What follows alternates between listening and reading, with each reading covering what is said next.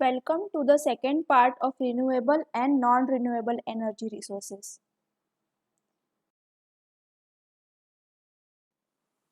So we will continue with renewable resources. For the first part, which covers non-renewable resources, the video link is given in the description. So let's start with renewable resources. So first is solar energy. So solar energy is radiant light and heat which is obtained from sun, and it is used in a wide range from using it for cooking, for electricity, for heating, and etc. The sun is powerful source of energy that provides the earth with much of the energy every hour as we collectively use in a year worldwide. So this much energy is provided by the sun to the earth every hour. Energy from the sun can be harnessed in two ways, that is active and passive. So active solar involves capturing and redistributing this sunlight through the use of solar panels, pumps or solar fans to generate the power, usually on the large scale. Passive solar works to reduce the amount of energy traditionally used to power a location such as a building or a house. An example is building a house in the natural direction of sunlight to trap the heat. Let's see some advantages. So it saves money. A lot of money can be saved as the money paid in the form of power bill will be reduced. Then green energy. Pollution producing by the burning of fossil fuels like petrol, cutting trees for timber can be decreased to a greater extent because solar energy is eco-friendly. Then let's talk about some disadvantages. So upfront cost. It means some people hold off on purchasing solar panels because they imagine that they can't afford the initial expense.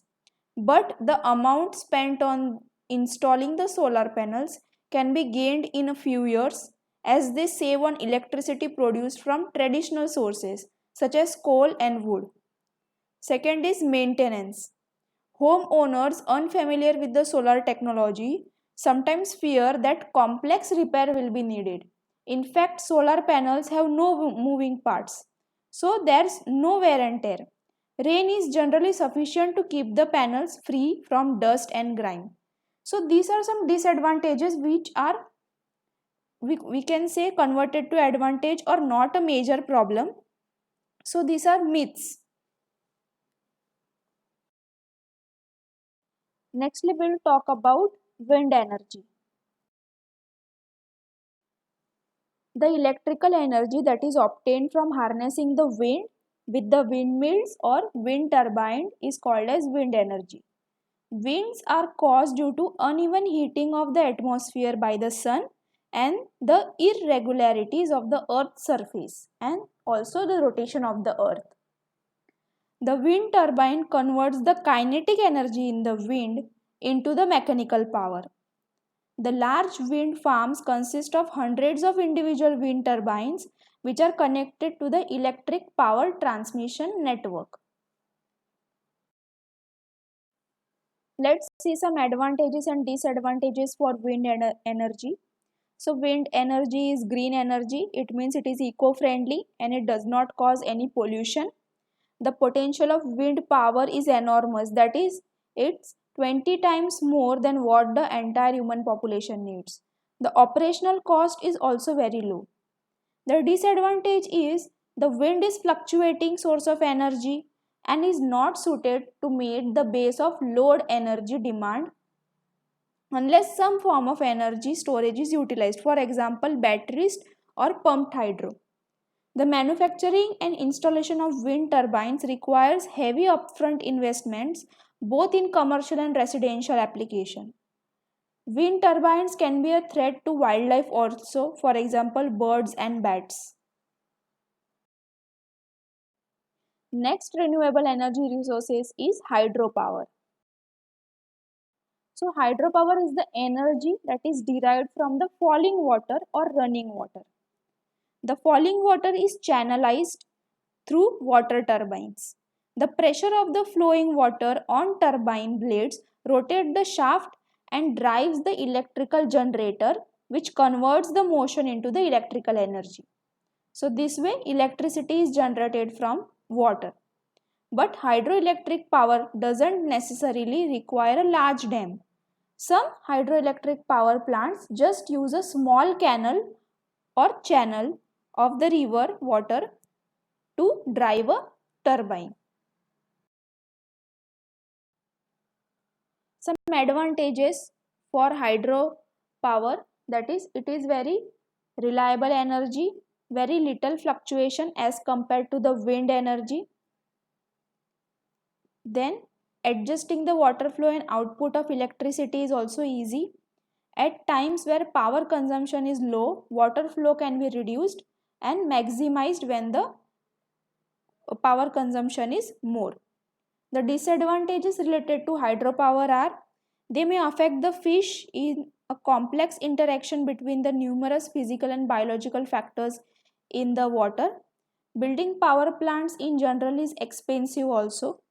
Electricity generation and energy prices are directly related to how much water is available.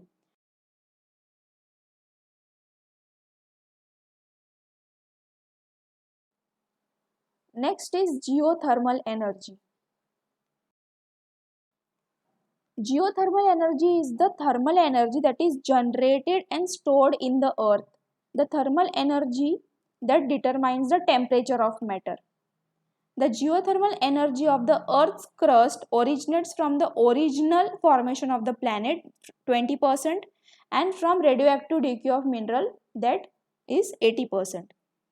The geothermal gradient, which is the difference in the temperature between the core of the planet and its surface, drives a continuous conduction of thermal energy in the form of heat from the core to the surface.